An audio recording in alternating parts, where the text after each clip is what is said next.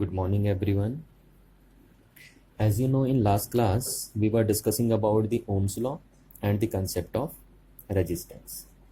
And today we are going to learn about a three-terminal device which have a variable resistance. And that device is known as rheostat. So today we shall discuss about the rheostat. Now look at this picture. This is your resistor. जब आप physics lab में जाएंगे तो देखिए यही device आपको दिखेगी, है ना। और इस टाइप ये डिवाइस आपको दिखने वाली है वहाँ पे। और इस डिवाइस को आप क्या बोलते हैं? रियोस्टेट बोलते हैं। ये आपका रियोस्टेट हो गया। अब जैसे कि देखिए मैं आपको बता रहा हूँ कि ये एक थ्री टर्मिनल डिवाइस है जिसका रजिस्टेंस फिक्स नहीं होता है ना। इसका रेजिस्टेंस क्या करता है? कॉन्टीन्यूसली वेरी करते रहता है, लगातार इसका रेजिस्टेंस वेरी करते रहता है। अब कैसे वेरी करता है वो उसकी बात हम बाद में करेंगे। तो पहले मैं इसके बेसिक पार्ट्स के बारे में आपको बता दूं और फिर हम क्या बात करेंगे कि ये किस तरीके से सर्किट में वर्क करता है, यानी ये फंक्शनेट, इसका फंक्शन कैसे होता है सर्किट में, उसकी बात हम करेंगे। ठीक है, तो पहले इसके डेफिनेशन हम लिख लेते हैं। तो ये एक डिवाइस है, देखिए आपको दिख रहा है, it is a three terminal device. Three terminal device एक थ्री टर्मिनल डिवाइस है विच हैज वेरिएबल रेजिस्टेंस, है ना। इसका रेजिस्टेंस कोई फिक्स नहीं होता, कंटिन्यूसली इसका रेजिस्टेंस क्या करते रहता है? वेरी करते रहता है। चलिए, तो ये तो इसकी डेफिनेशन हो गई रियोस्टेट की। अब देखिए बेसिक पार्ट्स के बारे में पहले मैं आपको इसके बारे में बता दूं कि बेसिक पार्ट इसमें क्या क्या है। तो देखिए आपको थ्री टर्मिनल दिखाई दे रहे हैं, 1, 2 और 3। यहाँ से आप कनेक्शन ले सकते हैं, यहाँ से ले सकते हैं और यहाँ से ले सकते हैं। इन तीन पार्ट्स आप कनेक्शन ले सकते हैं, इसलिए इसको थ्री टर्मिनल डिवाइस बोला गया है। अच्छा, उसके बाद आपको दिख रहा है इसमें एक ये थिक पाइप दिख रहा है वाइट कलर का ना। ये देखिए थिक पाइप दिख रहा है आपको। तो ये पाइप जो होता है ये चीनी मिट्टी का बना होता है ये पाइप।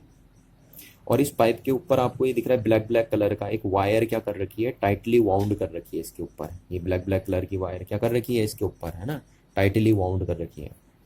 तो ये जो ब्लैक वायर है ये एलॉय की बनी होती है। किस मटेरियल की बनी होती है? एलॉय की बनी होती है। अब क्यों इसको एलॉय का लेते हैं उसके बारे में भी अभी हम बात करेंगे, है ना।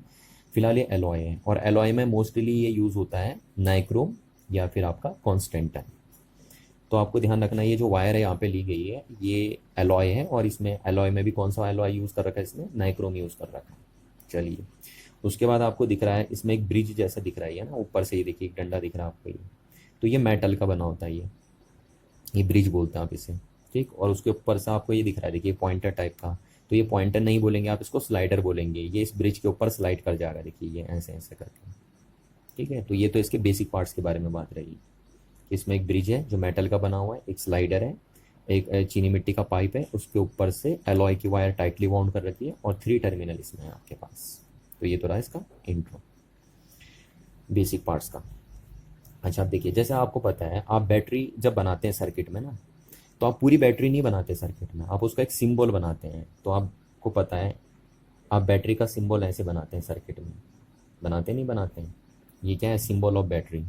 तो इसी तरीके से जब आपको सर्किट में इसका सिंबल बनाना हो, यानी सर्किट में रियोस्टेट को रिप्रेजेंट करना हो, तो आप क्या इतना बड़ा बना देंगे? नहीं बनाएंगे ना, आप इसका एक सिंबल बनाएंगे सर्किट में। तो वो सिंबल कैसे होता है? देखिए वो सिंबल ऐसा होता है, देखिए ऐसे बनाते हैं इसका सिंबल, है ना। ए पॉइंट ये हो गया और दूसरा पॉइंट ये हो गया, देखिए बी पॉइंट ये हो गया आपका। अब है तो एक रजिस्टर ही, है ना। तो रजिस्टर को कैसे रिप्रेजेंट करते हैं वो मैंने आपको लास्ट क्लास बताया था। देखिए इस तरीके से रजिस्टर को रिप्रेजेंट करते हैं, ये रजिस्टर का सिंबल है। चलिए, है ना। पर ये फिक्स्ड रजिस्टर का सिंबल है, जबकि इसका रेजिस्टेंस क्या करता है? वेरी करता है, एक वेरिएबल रजिस्टर है ये। ठीक है। अच्छा, उसके बाद आपको दिख रहा है तीसरा पॉइंटर, ये देखिए ये पॉइंट सी है। ठीक, और यहाँ से देखिए ये आ रखा है और ये देखिए ये, तो ये आ रखा है और ये आपका ये स्लाइडर बन गया। देखिए ये स्लाइडर आगे पीछे खिसक जाएगा इसमें, है ना। इस वायर के ऊपर आगे पीछे खिसक जाएगा, देखिए ये वाला स्लाइडर बन गया। तो इस टाइप का सिंबल बनता है इसका। जब आप सर्किट में इस डिवाइस को बनाएंगे तो आप इतना बड़ा नहीं बनाएंगे, आप ऐसे बनाएंगे इसको सर्किट में। तो इसको हम बोल सकते हैं ये क्या है? Symbol of variable resistor. Variable resistor. और या तो आप बोल दीजिए सिंबल ऑफ वेरिएबल रजिस्टर, या आप बोल दीजिए सिंबल ऑफ रियोस्टेट। ठीक है, एक ही बात है, क्योंकि रियोस्टेट यही तो है, रियोस्टेट। तो ये हो गया। तो ऐसे सिंबल बनाते हैं इसका। आई होप आपको इतनी बात क्लियर हो गई होगी। चलिए अब हम ये जान लेते हैं कि इसकी जरूरत पड़ी क्यों हमें, है ना, इसकी नीड्स क्यों है हमें, क्या बिना इसके भी हम काम कर सकते हैं या इसकी ज़रूरत हमें है ही है। तो उसके बारे में मैं आप बात कर लेता हूँ आपसे। ठीक है, चलिए पहले इसको देखिए, तब आपको क्वेश्चन खुद ही समझ में आ जाएगा कि इसकी ज़रूरत हमें क्यों पड़ती है। ये सपोज मेरे पास एक कंडक्टर है या एक रजिस्टर है। आपको मैंने लास्ट क्लास भी बताया था, आप कंडक्टर को रजिस्टर बोल सकते हैं ना, क्योंकि कंडक्टर के पास ही रजिस्टेंस होता है।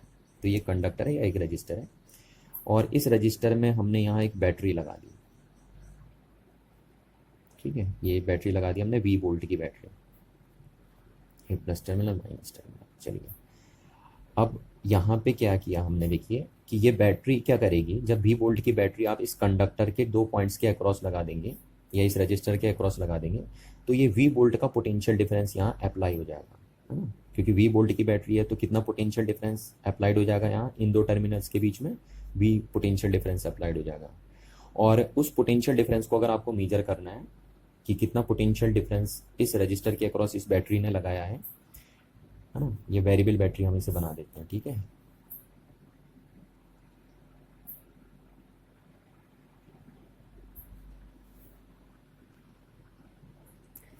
तो ये वेरिएबल बैटरी हमने लगा दी, यानी इस बैटरी की वैल्यू हम यहाँ से क्या कर सकते हैं, रोटेट करके चेंज कर सकते हैं। तो कितना पोटेंशियल डिफरेंस इस बैटरी ने अप्लाइड किया इस रजिस्टर के अक्रॉस, तो उसको मीजर अगर हमें करना है तो हम यहाँ पे वोल्ट मीटर यूज़ कर लेते हैं। आपको पता है ना वोल्ट मीटर यूज़ होता है, ये वोल्ट मीटर हमने यूज़ कर लिया है। तो ये वोल्ट मीटर का प्लस टर्मिनल और ये माइनस, आपको पता है वोल्ट मीटर पैरेलल में लगता है। चलिए अब ये बैटरी इस रजिस्टर में कितनी करंट फ्लो कर रही है उसको अगर आपको मीज़र करना है तो आप यहाँ क्या लगाते हैं, एक सर्किट में अमीटर यूज़ कर लेते हैं ना, ये अमीटर आप लगा देते हैं सीरीज में, और ये बैटरी का माइनस तो ये माइनस, और ये बैटरी का प्लस टर्मिनल तो ये प्लस टर्मिनल। देखिए अमीटर सीरीज में लग गया, बैटरी ये वोल्ट मीटर पैरेलल में लग गया। अच्छा, अब आप क्या करते हैं, आपको पता है कि ये जब ये बैटरी आप लगाते हैं तो इस सर्किट में करंट फ्लो होने लग जाती है। ठीक है, अच्छा, क्या इस बैटरी का जो वोल्टेज है जिसको आप पोटेंशियल डिफरेंस भी बोलते हैं, क्या वो फिक्स है? नहीं है ना फिक्स, वो चेंज कर सकते हैं आप उससे। ये देखिए आप इसे कंटिन्यूसली चेंज कर सकते हैं यहाँ से। तो आपको पता, आपने ओम्स लॉ में एक चीज़ पढ़ी है कि जैसे जैसे आप ये पोटेंशियल डिफरेंस की वैल्यू चेंज करते रहेंगे, है ना, इस रजिस्टर में, ये जो रजिस्टर आपका है इसके अक्रॉस जब आप पोटेंशियल डिफरेंस की वैल्यू चेंज करते रहेंगे, यहाँ से आप इसको चेंज करते रहेंगे, तो इस सर्किट में जो करंट फ्लो हो रही होगी उसकी वैल्यू भी क्या होती रहेगी, चेंज होती रहेगी। यही तो आपने पढ़ा था ओम्स लॉ में कि आपको जैसे जैसे आप potential difference across the two ends of a conductor क्या करते रहते हैं, चेंज करते रहते हैं, तो वैसे वैसे क्या होते रहता है, करंट की वैल्यू भी क्या होती रहती है इस कंडक्टर में, चेंज होती रहती है। देखिए होगी ना। अच्छा, अब अगर आप यहाँ से वी कंटिन्यूसली क्या करते रहेंगे, चेंज करते रहेंगे, तो करंट की वैल्यू भी क्या होती रहेगी, चेंज होती रहेगी। तो इस टाइप के जो सर्किट होते हैं आपके, ठीक है, जिसमें आपके पास वेरिएबल बैटरी लगी होती है, वेरिएबल बैटरी मतलब ऐसी बैटरी जिसका पोटेंशियल डिफरेंस क्या ना हो, फिक्स ना हो, उसको आप कंटिन्यूसली क्या कर सकते हो, चेंज कर सकते हो। तो ऐसे सर्किट में रियोस्टेट की रिक्वायरमेंट नहीं होती है। ठीक है, इस टाइप का जो डिवाइस मैंने आपको दिखाया था इसका कोई इंपॉर्टेंस नहीं रह जाता इस टाइप के सर्किट में। ठीक है, क्योंकि इस सर्किट में देखिए आप क्या कर रहे हैं, करंट की वैल्यू को चेंज कर पा रहे हैं with the help of voltage, है ना, यानी आप बैटरी की वैल्यू, बैटरी का पोटेंशियल डिफरेंस चेंज कर दे रहे हैं तो उससे सर्किट में करंट की वैल्यू क्या हो जा रही है, चेंज हो जा रही है। तो इस टाइप के सर्किट में रियोस्टेट का कोई यूज नहीं है। तो फिर किस टाइप के सर्किट में यूज होता है, तो देखिए आप बता रहा हूँ मैं आपको, है ना, जैसे सपोज देखिए ये क्या है, ये एक कंडक्टर था वही, और इसमें हमने क्या कर दिया, एक 20 वोल्ट की बैटरी लगा दिया। ठीक है, ये 20 वोल्ट की बैटरी हमने यहाँ लगा दी। तो जब हम 20 वोल्ट की बैटरी लगाते हैं इस कंडक्टर के अक्रॉस, तो यहाँ कितना पोटेंशियल डिफरेंस आ जाएगा, 20 वोल्ट का पोटेंशियल डिफरेंस आ जाएगा। पर अब इस बैटरी की वैल्यू चेंज नहीं हो सकती है ना, यानी इसकी वोल्टेज फिक्स हो गई। अब 20 वोल्ट की है तो 20 वोल्ट की है, यहाँ पे आप इसको चेंज कर पा रहे थे। आप V से उसे V1 भी कर सकते हैं, V2 भी कर सकते हैं, V3 भी कर सकते हैं, इसकी वैल्यू आप चेंज कर सकते हैं यहाँ पे। पर यहाँ पे ये बैटरी कैसी है, फिक्स है बैटरी, है ना, अब इसकी वैल्यू आप चेंज नहीं कर सकते। अच्छा, तो जब अभी वोल्ट की बैटरी इस कंडक्टर में लगाते हैं तो इस सर्किट में करंट दौड़ने लग जाएगी, है ना। सपोज जो करंट आई है, ये देखिए आई है। अच्छा, अब इसमें कितना पोटेंशियल डिफरेंस आपने लगाया उसको अगर आपको मेजर करना है तो आप वोल्ट मीटर यूज़ कर सकते हैं यहाँ पे पैरेलल में, प्लस माइनस, है ना। अच्छा, अगर इस सर्किट में कितनी करंट आ रही है उसको मेजर करने के लिए आप अमीटर यूज़ कर सकते हैं यहाँ पे, ये माइनस ये प्लस सीरीज में लगाते हैं, ये इस टाइप से। तो अब देखिए इस सर्किट में आप भी तो चेंज कर ही नहीं सकते, ठीक है ना। इस सर्किट में क्या नहीं कर सकते, आप वी चेंज नहीं कर सकते। तो वी चेंज नहीं कर सकते तो क्या आई चेंज हो सकता है? नहीं हो सकता आई चेंज, है ना, क्योंकि ओम्स लॉ आपको यही बताता है कि जब आप वी को चेंज करते रहते हैं एक सर्किट में तो आई भी उस सर्किट में क्या होते रहता है, चेंज होते रहता है। जैसे यहाँ हो रहा था, देखिए आप वी चेंज कर रहे थे तो आई कंटिन्यूसली क्या होते रहता है, चेंज होते रहता है। पर इस सर्किट में आप नहीं कर सकते ऐसा, क्योंकि इस सर्किट में वी की वैल्यू को आप चेंज नहीं कर सकते हैं। तो यहाँ पे अगर आप वी की वैल्यू को चेंज नहीं कर सकते हैं तो क्या आई की वैल्यू चेंज होगी? नहीं होगी ना। तो इस टाइप के जो सर्किट होते हैं जिनमें फिक्स्ड बैटरी लगी रहती है, उस टाइप के सर्किट में अगर आपको करंट की वैल्यू चेंज करनी है without changing the value of V, तो आप यूज करते हैं इस डिवाइस का, जिसका नाम है क्या, रियोस्टेट। तो ध्यान रखना इस टाइप के सर्किट्स में यूज होता है कौन, रियोस्टेट। इस टाइप के सर्किट में कोई यूज उसका नहीं हो पाएगा, है ना। फालतू में लेंगे हम, अपना पैसा बड़ा खर्चे ज़्यादा कर रहे हैं बस सिर्फ, अगर हम इस टाइप के सर्किट में रियोस्टेट लगा देते तो रियोस्टेट की रिक्वायरमेंट सिर्फ इस टाइप के सर्किट में होती है, जिस सर्किट में एक फिक्स्ड बोल्ट बोल्ट का बैटरी लगी होती है आपकी, फिक्स बोल्ट की बैटरी जिस सर्किट में लगी होती है, सिर्फ उसी सर्किट में आपको रियोस्टेट की जरूरत पड़ती है ना। तो इस टाइप के सर्किट में जरूरत पड़ेगी आपको। अब वो कैसे जरूरत पड़ेगी उसको देखिए कैसे जरूरत पड़ेगी। आपको पता है, आपने ओम्स लॉ में ये पढ़ा है ना, वी प्रोपोर्शनल टू आई।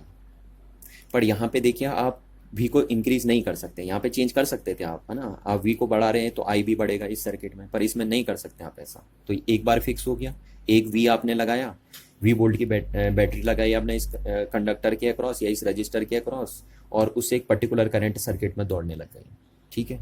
अच्छा, अब यहाँ पे से आप हटाते हैं तो एक कांस्टेंट लगता है, आपको पता है, आपने पढ़ा था ये ओम्स लॉ में, है ना। इस कांस्टेंट को क्या बोलते थे हम, इस कांस्टेंट को हम बोलते थे रेजिस्टेंस, ठीक है ना, रेजिस्टेंस बोलते थे इसको।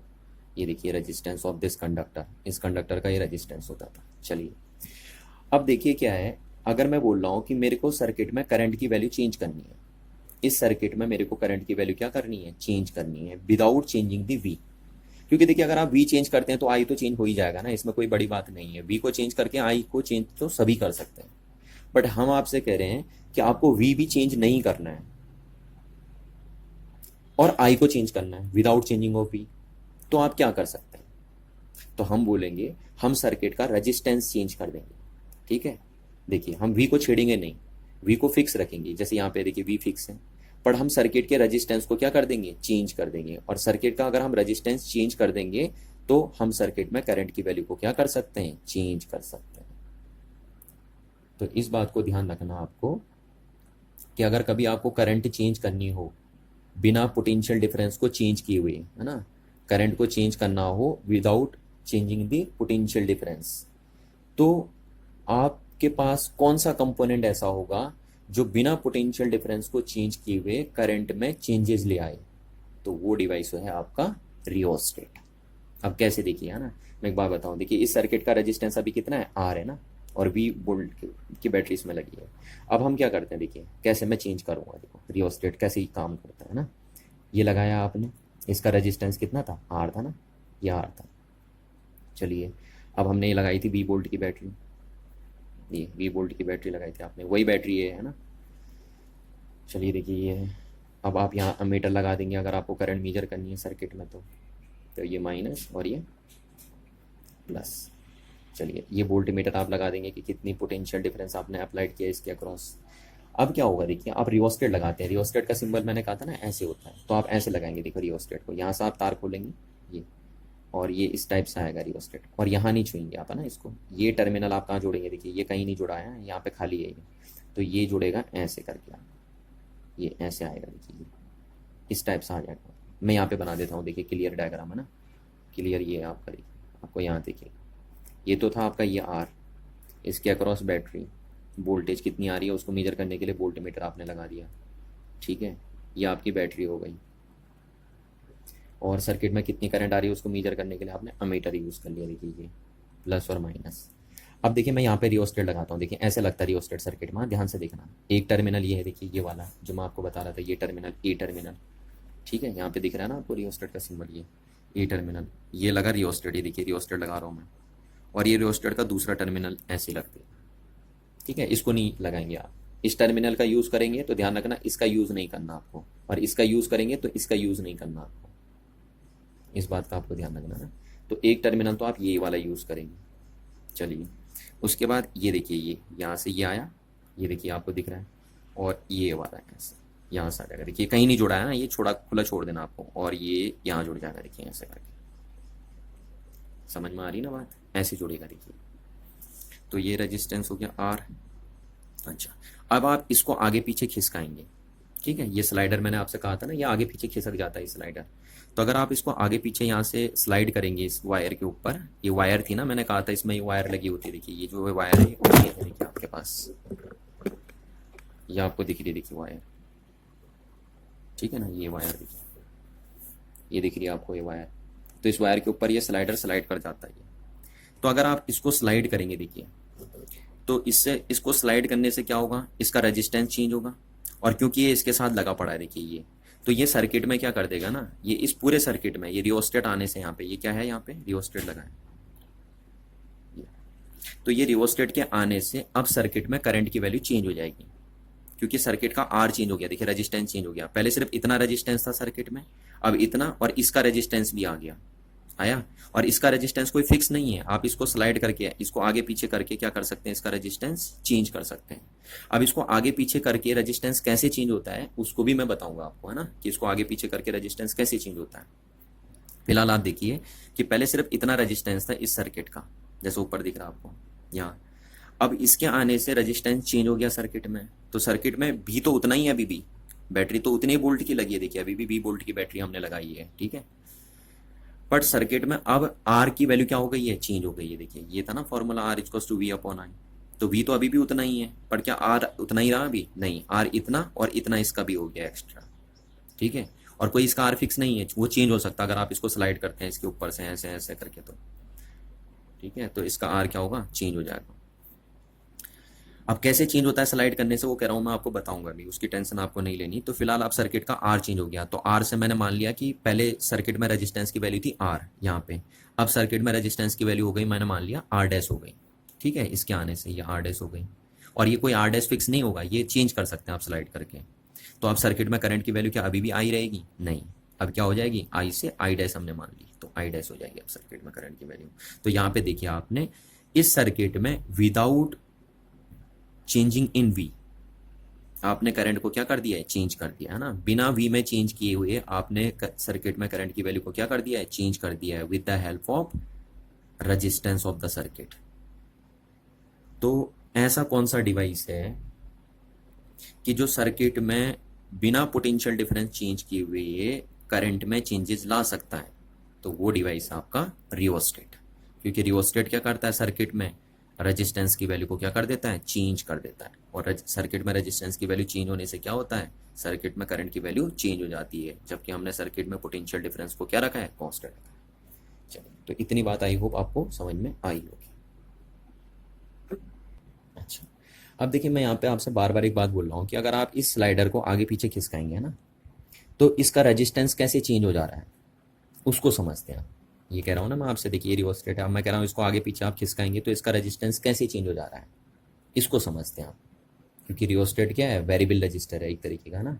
तो इसको आगे पीछे, स्लाइडर को आगे पीछे खिसकाने से इस ब्रिज के ऊपर इसका रेजिस्टेंस कैसे चेंज हो जाता है, उस बात को हम समझते हैं। और इस बात को भी समझते हैं कि सिर्फ ये टर्मिनल और ये टर्मिनल ही क्यों यूज़ किए जाते हैं ना, ये और ये वाले टर्मिनल, इसको क्यों यूज़ नहीं करते आप, इसको क्यों छोड़ देते हैं, ठीक है, तो उसके बारे में भी बात करेंगे। फिर हम ये भी जानेंगे कि इसको बनाया क्यों गया है, फिर अगर इसका यूज़ ही नहीं करना है तो इसको बनाया क्यों गया है ना, तो वो भी समझेंगे। इसका एक ही काम नहीं होता ना, इसके दो काम होते हैं, तो फिलहाल यहाँ पे जो हमें इसका काम करना है वो करना है एज अ करंट कंट्रोलर।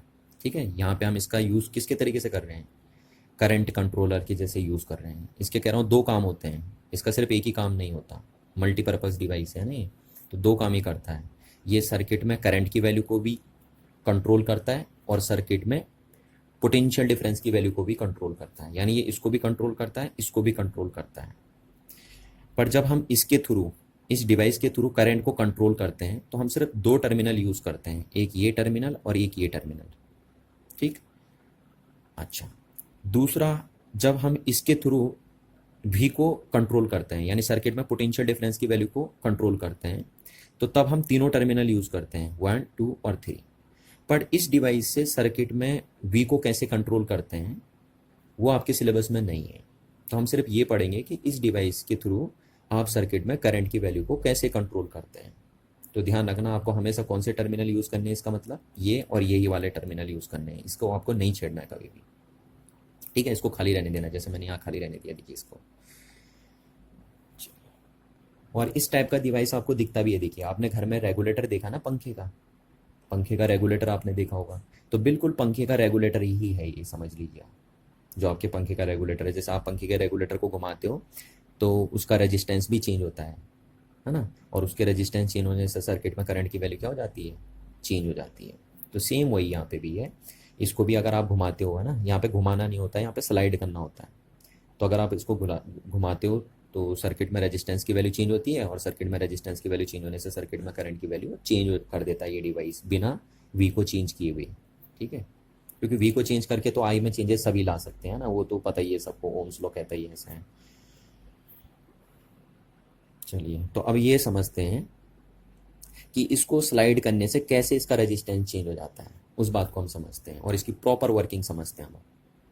तो देखिए अब मैं इसको प्रॉपर वर्किंग समझाता हूँ आपकी, है ना। और एक बात ध्यान रखना, इसमें जो ये मैंने कहा था ये वाउंड कर रखी है टाइटली एक वायर, वो कौन सी वायर है, नाइक्रोम की वायर, है ना। तो रियोस्टेट को बनाने के लिए कौन सी वायर यूज़ करते हैं, एलॉय यूज़ करते हैं, एलॉय मतलब नाइक्रोम यूज़ करते हैं। ठीक है, हम समझते हैं ना, इस रियोस्टेट की मैकेनिज्म समझते हैं कि किस तरीके से फंक्शनेट होता है या किस तरीके से वर्क करता है सर्किट में, उसको समझ लेते हैं।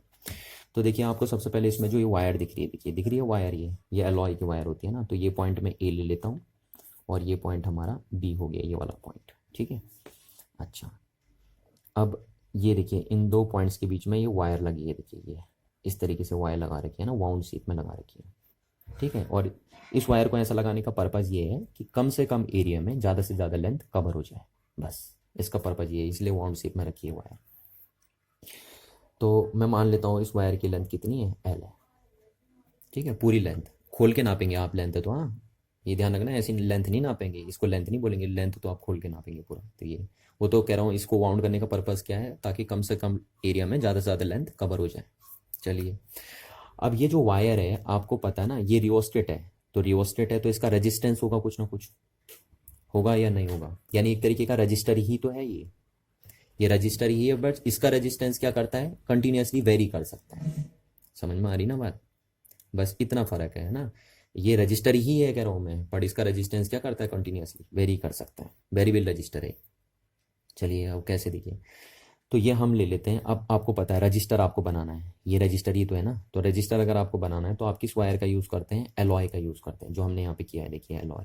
तो ये आपने एलॉय यूज़ कर दिया, और एलॉय में भी कौन सा यूज़ करते हैं आप, नाइक्रोम, मोस्टली नाइक्रोम यूज़ करते हैं, अदरवाइज आप कॉन्स्टेंटन भी यूज़ कर सकते हैं। तो ये नाइक्रोम यूज़ करते हैं। अब देखिए जब हम रजिस्टर बनाते हैं तो हम एलॉय का ही क्यों बनाते हैं, उसकी बात हम कर लेते हैं। तो वैसे तो मैंने आपको प्रीवियस क्लास में भी बताया था, फिर भी बता देता हूँ, देखिए दोबारा, कि हम क्यों एलॉय का ही यूज़ करते हैं रजिस्टर बनाने के लिए। चाहे आपको छोटे रजिस्टर बनाने हो, 1 ओम 2 ओम के रजिस्टर, या आपको 100 200 ओम के रजिस्टर बनाने, तब भी आप एलॉय का ही यूज़ करेंगे। वो क्यों, देखिए उसके पीछे दो रीज़न है।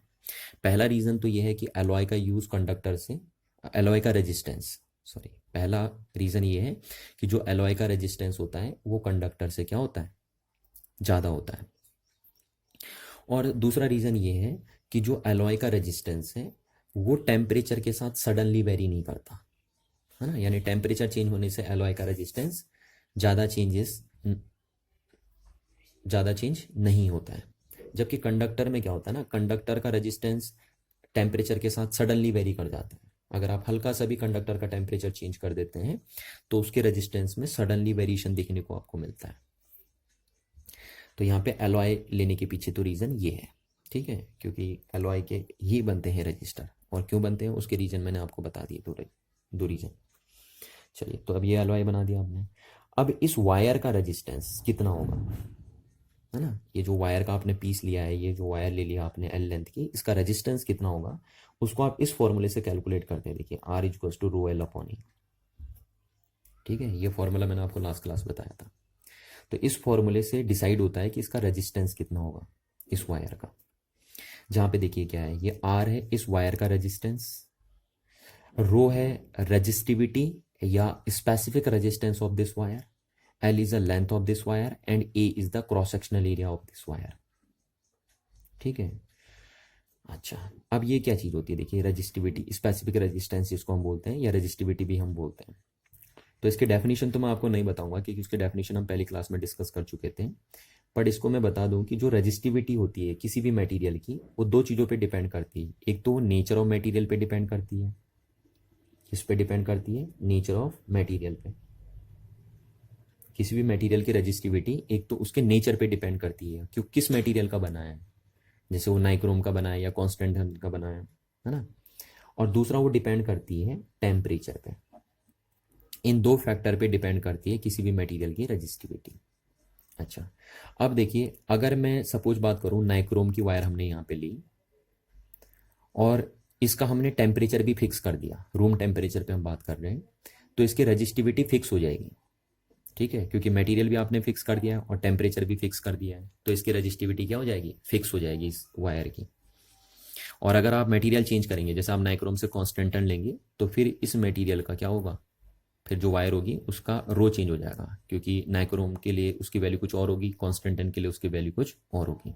तो मटेरियल टू मटेरियल चेंज करने पे रो चेंज होता है, बट अगर एक पर्टिकुलर मटेरियल की हम बात करेंगे, जैसे यहाँ पे हम नाइक्रोम की बात कर रहे हैं, तो उसकी रेजिस्टिविटी चेंज नहीं होती है ना, और हमने उसका टेम्परेचर भी फिक्स रख दिया है, तो वो चेंज नहीं होगा, क्योंकि रेजिस्टिविटी सिर्फ इन दो बातों पर डिपेंड करती है।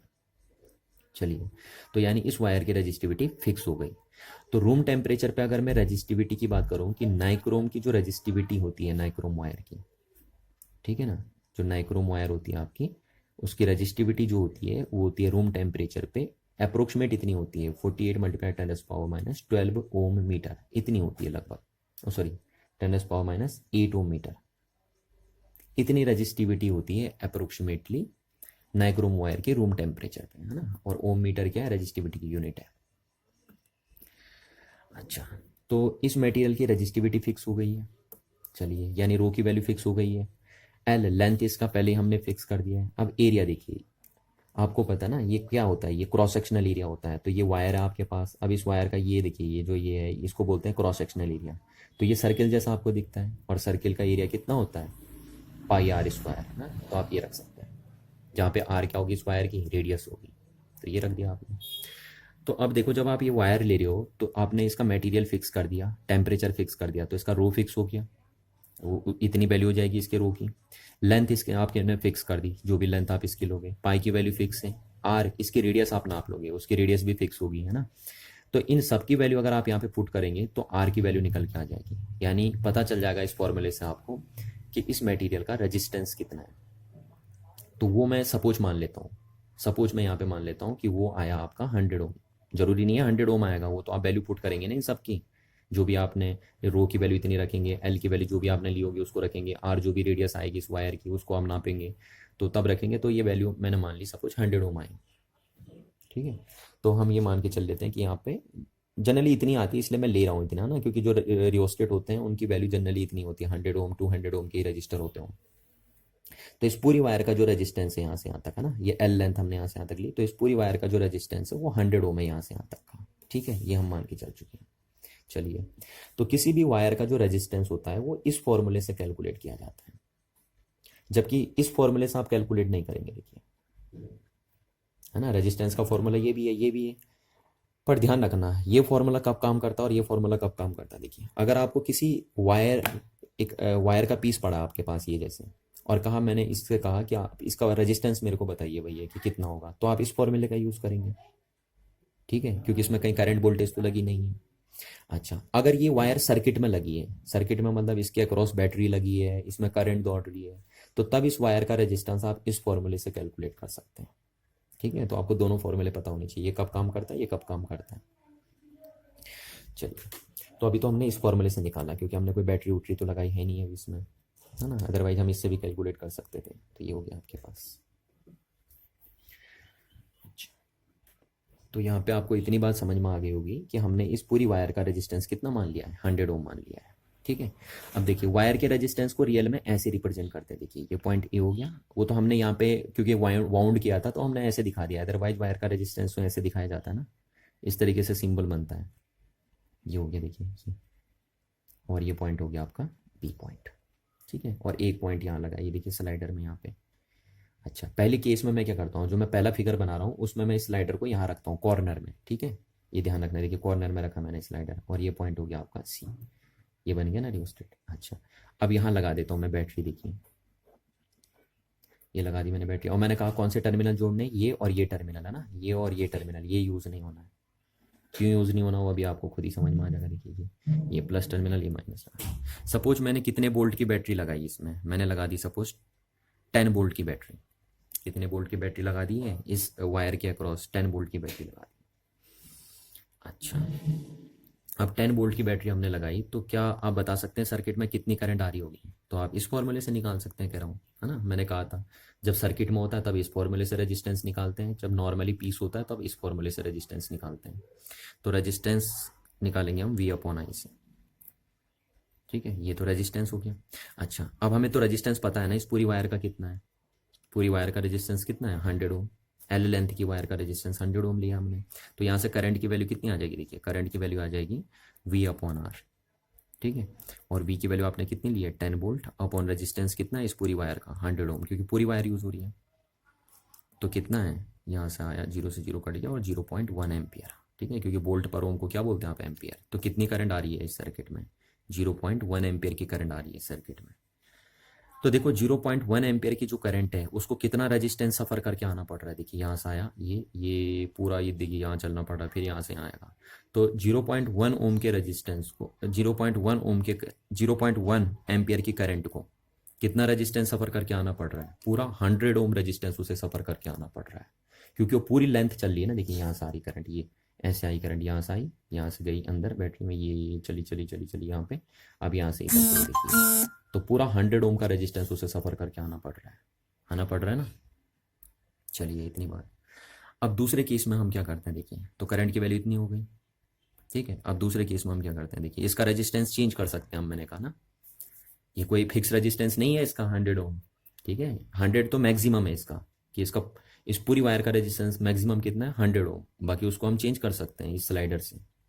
अब वो कैसे, देखिए ये पॉइंट ए है, ये आपका लगाए, और ये पॉइंट बी है, यहाँ से यहाँ तक का रेजिस्टेंस है 100 ओम। ठीक है, अच्छा, अब इस स्लाइडर को मैं यहाँ से यहाँ ले आया, आप इसको खिसका सकते हैं इसके ऊपर, देखिए ब्रिज के ऊपर है ना, यहाँ पे ले आया मैं इसको, बीच में, यहाँ पे बीचों बीच में ले आया, है ना, यहाँ से यहाँ एल है तो मैं ये मान लेता हूँ L/2 पे ले आया मैं इसको, और ये पॉइंट सी है।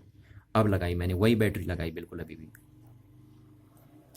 अभी भी इसमें 10 वोल्ट की बैटरी हमने लगा दी। ठीक है, अब देखिए, तो क्या अभी भी करंट को, जो अब सर्किट में करंट आएगी, है ना, क्या अभी भी उसको 100 ओम का रेजिस्टेंस सफ़र करना पड़ रहा है? नहीं, देखिए अब उसको 100 ओम का रेजिस्टेंस सफ़र नहीं करना पड़ रहा। अब करंट यहाँ से आएगी, देखिए ये आई करंट, ये आई करंट यहाँ से। अब यहाँ से उसके पास दो ऑप्शन होंगे, एक जाने का इधर, एक इधर जाने का। तो देखिए वही इधर जाएगी करंट, है ना, इधर करंट का दिमाग ख़राब नहीं हो रखा है कि करंट इधर चली जाएगी। आपको पता ना इधर रेजिस्टेंस है, और कितना रेजिस्टेंस है, यहाँ तो टर्मिनल ही नहीं है, तो यहाँ बहुत हाई रेजिस्टेंस है, तो करंट इधर नहीं जाएगी। यहाँ कोई नहीं है, देखो ये कंडक्टर है यहाँ से सीधे ना, ये मेटल है यहाँ से, तो करंट यहाँ जाएगी यहाँ से, और सीधे निकल जाएगी यहाँ से। देखिए वो इधर नहीं जाएगी करंट, इधर क्यों जाएगी करंट, इधर तो ओपन सर्किट है, तो करंट यहाँ से जाएगी ये, और यहाँ से ऊपर छलांग मार के देखिए ये यहाँ से निकल जाएगी करंट ऐसे। ठीक है, तो यह है करंट। तो इस केस में देखो क्या हुआ, क्या करंट को पूरा 100 ओम का रेजिस्टेंस सफ़र करना पड़ा? नहीं करना पड़ा। क्यों? क्योंकि आपने इस वायर की लेंथ चेंज कर दी। देखिए ये देखिए चेंज कर दी ना वायर की लेंथ, और वायर की लेंथ चेंज करोगे तो उसका रेजिस्टेंस क्या हो जाएगा, चेंज हो जाएगा। और वायर की लेंथ आपने कैसे चेंज करी, इस स्लाइडर से चेंज करी। ठीक है, इस स्लाइडर को आप देखिए इधर करते हैं तो वायर की लेंथ फुल होती है, और जैसे जैसे आप इस स्लाइडर को ऐसे लाते रहते हैं तो वायर की लेंथ क्या होती रहती है, डिक्रीज होती रहती है, देखिए, है ना, इस स्लाइडर को तो याद आए। तो क्योंकि स्लाइडर के होने से एल की वैल्यू चेंज हो जा रही है, एल की वैल्यू चेंज हो जा रही है, तो इसलिए इस रियोस्टेट का रेजिस्टेंस क्या हो जा रहा है, अब चेंज हो जा रहा है। अब इसका रेजिस्टेंस 100 ओम नहीं रहेगा, क्योंकि 100 ओम यहाँ से यहाँ तक का था, अब सिर्फ बात हो रही है यहाँ से यहाँ तक की, क्योंकि करंट को यहाँ से यहाँ तक चलना पड़ रहा, बस इतना। यहाँ तो चल ही नहीं रही ना करंट, तो इसका रेजिस्टेंस आएगा ही नहीं, जितना में चलेगी उतना ही तो आएगा रेजिस्टेंस। तो अब इसका रेजिस्टेंस क्या होगा, चेंज हो जाएगा, अब 100 ओम नहीं रहेगा। तो अगर देखिए रेजिस्टेंस की वैल्यू चेंज हो गई, क्या आपने वी चेंज किया, नहीं चेंज किया ना, वी तो अभी भी 10 वोल्ट का है, तो क्या करंट की वैल्यू चेंज होगी, डेफिनेटली चेंज हो जाएगी। यही काम तो करता है रियोस्टेट, कि बिना वी की वैल्यू को चेंज करे आर के बेस पे क्या कर देता है, आई को चेंज कर देता है। अब देखिए कितना, अब कितना होगा ना यहाँ पे, तो अब रजिस्टेंस हम मान लेते हैं कि यहाँ से यहाँ तक का 100 ओम है, तो बीचों बीच में अगर हम ले आए तो मान लिया हमने कि रजिस्टेंस कितना हो गया इस केस में, ठीक है। इस केस में ये भी रहा, इसको आर डैश मान लिया, इसको आई डैश हमने मान लिया, तो इस केस में जो रेजिस्टेंस हुआ वो यहाँ से यहाँ तक हम मान लेते हैं 50 ओम है, क्योंकि यहाँ से यहाँ तक था ना 100 ओम, तो चलिए तो 50 ओम है। वी अभी भी 10 वोल्ट है आपका, करंट कितनी होगी उसको हम निकालते हैं, तो आई डैश इक्वल्स टू क्या हो गया हमारा, 10 वोल्ट अपॉन 50 ओम, इससे कैंसिल आउट हो गया, तो ये आ गया आपका 0.2 ओम, 2 एम्पियर, 0.2 एम्पियर, क्योंकि वोल्ट पर ओम को क्या बोलते हैं आप, एम्पियर है ना, करंट की यूनिट एम्पियर ही होती है। तो आई डैश की वैल्यू कितनी आ गई, 0.2 एम्पियर। तो यहाँ देखिए अब इस केस में करंट कितनी आ गई, 0.2 एम्पियर हुई ना। तो देखिए आपने रेजिस्टेंस की वैल्यू चेंज कर दी, इस रियोस्टेट का रेजिस्टेंस चेंज हो सकता है ना इस स्लाइडर को चेंज करके। क्यों, मैं बार बार कह रहा हूँ, अगर आप इस स्लाइडर को चेंज करते हो तो वायर की लेंथ चेंज होती है, वायर की लेंथ चेंज होने से वायर का रेजिस्टेंस क्या हो जाता है, चेंज हो जाता है। और फिर अगर आप देखिए रेजिस्टेंस की वैल्यू को चेंज करते हैं बिना वी को चेंज करे हुए, तो करंट की वैल्यू क्या हो जा रही है, चेंज हो जा रही है। तो आप देख पा रहे हैं यहाँ करंट कितनी आ रही थी सर्किट में, 0.1 एम्पियर की, और यहाँ कितनी आ रही थी, 0.2 एम्पियर की। यहाँ करंट कम थी, क्यों, क्योंकि यहाँ रेजिस्टेंस ज़्यादा था, यहाँ पूरा 100 ओम का रेजिस्टेंस वर्क कर रहा था। यहाँ करंट की वैल्यू ज़्यादा है, क्यों, क्योंकि यहाँ पे क्या है, कम रेजिस्टेंस है, सिर्फ इतना रेजिस्टेंस वर्क कर रहा है, कर रहा नहीं कर रहा है, क्योंकि यहाँ से यहाँ तक कितना ओम रेजिस्टेंस था, 100 ओम, और अब रेजिस्टेंस कितना है, 50 ओम, ठीक है। तो यहाँ से यहाँ तक का सिर्फ बस। तो आप देख पा रहे हैं कि ये रियोस्टेट क्या कर रहा है, अपने रेजिस्टेंस को क्या कर दे रहा है, चेंज कर दे रहा है, ठीक है। किसके हेल्प के बेस पे, इस स्लाइडर की हेल्प के बेस पे। और ये स्लाइडर कर क्या रहा है, ये वायर की लेंथ को चेंज कर दे रहा है, और उससे क्या हो जा रहा है, वायर का रेजिस्टेंस चेंज हो जा रहा है। वायर का रेजिस्टेंस चेंज होना मतलब रियोस्टेट का रेजिस्टेंस चेंज हो जाना। तो आई होप आपको इतनी बात समझ में आई होगी। अच्छा, यहाँ पे अगर मैं बोलता हूँ आपसे कि अगर सपोज मैं इस रियोस्टेट को यहाँ कर दूँ, है ना, ये स्लाइडर को, ये रियोस्टेट के स्लाइडर को अगर मैं यहाँ कर दूँ तो क्या आएगा, देखिए अगर मैं इस स्लाइडर को यहाँ लगा दूँ तो, ठीक है, यहाँ पे टच कर दूँ तो ये यहाँ से हटा के, तो क्या होगा, देखिए अब करंट यहाँ से आएगी ये से, और सीधे यहीं से निकल जाएगी करंट। तो अब सर्किट में रेजिस्टेंस कितना हो जाएगा, 0 हो जाएगा, हो जाएगा नहीं हो जाएगा 0, ये क्यों, क्योंकि अब तो कुछ भी नहीं चलना पड़ा उसको, ठीक। यहाँ से आएगी ना करंट, देखिए यहाँ से आएगी यहाँ, और तुमने स्लाइडर यहाँ कर रखा तो यहाँ से सीधे निकल जाएगी करंट इतनी, तो उसको वायर में से होके आना ही नहीं पड़ा, उसको कोई रेजिस्टेंस सफ़र करना ही नहीं पड़ा। तो उस केस में क्या होगा, उस केस में इस रियोस्टेट का रेजिस्टेंस क्या हो जाएगा, 0 हो जाएगा। तो आप देख पा रहे हैं कि अगर इस स्लाइडर यहाँ है तो इस रियोस्टेट का रेजिस्टेंस कितना है, 0। आप इधर को बढ़ा रहे हैं तो जैसे जैसे आप इस स्लाइडर को इधर लेके चलते रहेंगे तो इस वायर की लेंथ क्या होती रहेगी, इंक्रीज होती रहेगी। वायर की लेंथ इंक्रीज होने से इसका रेजिस्टेंस इंक्रीज होते रहेगा। आप इस स्लाइडर को बीचों बीच में ले आएंगे तो लेंथ ठीक आधी हो जाएगी, आधी लेंथ में इसका रेजिस्टेंस 50 ओम हो जाएगा सपोज, है ना। और जब आप इस स्लाइडर को किनारे ले आएंगे यहाँ पे तो पूरी वायर की लेंथ इंक्रीज हो गई, लेंथ इंक्रीज होने से इसका रेजिस्टेंस फुल हो जाएगा, और वो हमने मान रखा है 100 ओम हो जाएगा यहाँ पे। तो फुल रेजिस्टेंस यूज़ होगा इस रियोस्टेट का अगर ये स्लाइडर यहाँ पे होगा तो आप देख पा रहे हैं 0 से लेकर 100 ओम तक आप इसका रेजिस्टेंस क्या कर सकते हैं, चेंज कर सकते हैं इस रियोस्टेट का। तो इसीलिए हम इसको बोलते हैं वेरिएबल रजिस्टर। और इसका काम क्या था, कह रहा हूँ मैं, इसका काम था बिना सर्किट में वी को चेंज किए हुए ये सर्किट में करंट की वैल्यू को क्या कर देता है, चेंज कर देता है ना। ये सबसे बड़ा इंपॉर्टेंस इसका है। और ये आपने देखा भी होगा आपके घरों में जो फैन रेगुलेटर होते हैं ना, वही है ये, बिल्कुल फैन रेगुलेटर ही है ये आपका। समझ में आ रही बात, आप इसको रेगुलेटर भी बोल सकते हैं, क्योंकि करंट को क्या कर रहा है, रेगुलेट कर रहा है, कम कर दे रहा है, ज़्यादा कर दे रहा है ना। देखिए तो वही चीज़ है, तो ये आप देख पा रहे हैं। चलिए थैंक यू। तो आई होप आपको इतनी बात समझ में आई होगी। तो आज की क्लास में इतना ही करते हैं। Okay, bye.